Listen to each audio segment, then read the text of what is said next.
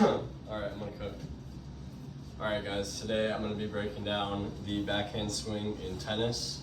The first thing that we're gonna start off with is the proper grip. And the grip name that we're gonna use for this is called the continental grip, meaning that if you turn your racket on your side and you look at the octagon shape handle at the bottom, the top bevel is what it's called, is number 1. Number 2 is here, and if you keep going clockwise around, you'll hit bevel 8.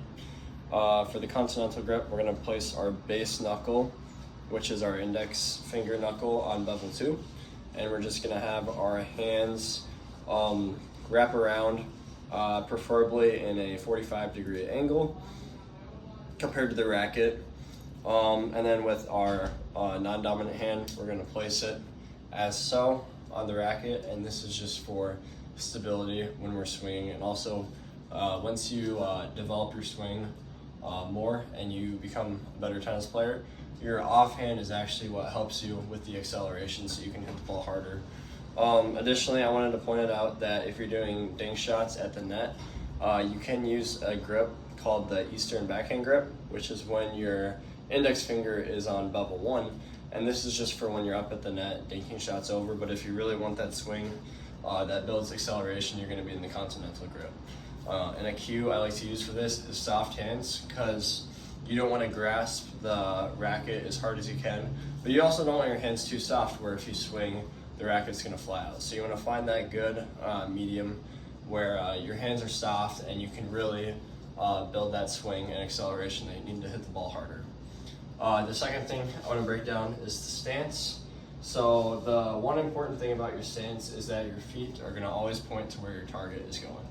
So if your feet are more opened up, that's where the ball is going to hit at the target. It's going to go over that way.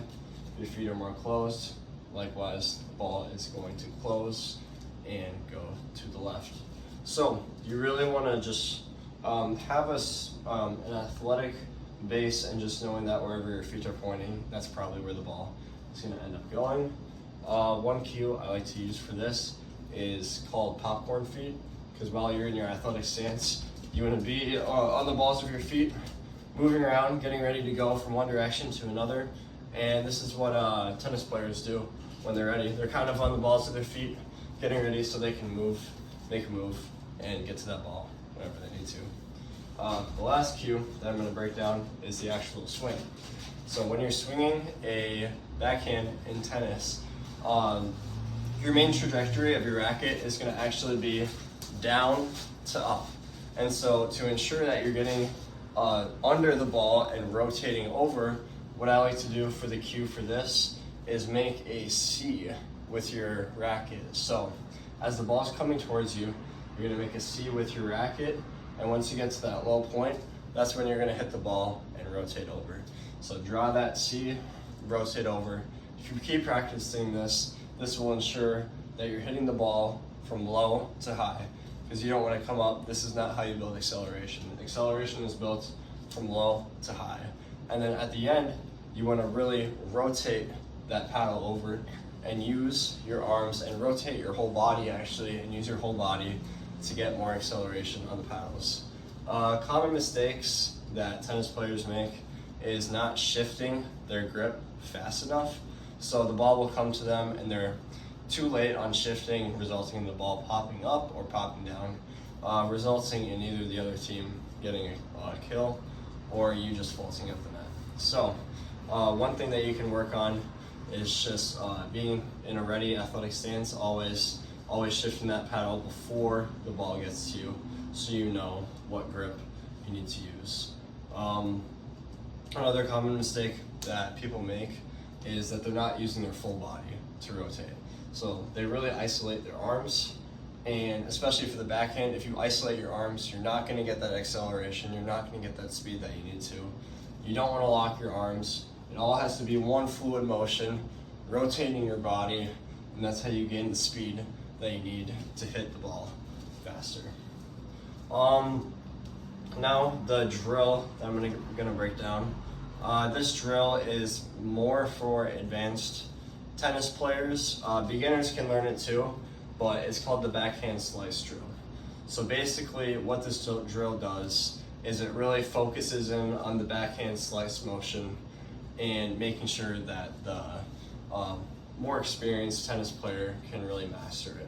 So the first step for this drill obviously is to get the proper grip. We're using that continental backhand grip, and then getting your athletic stance ready.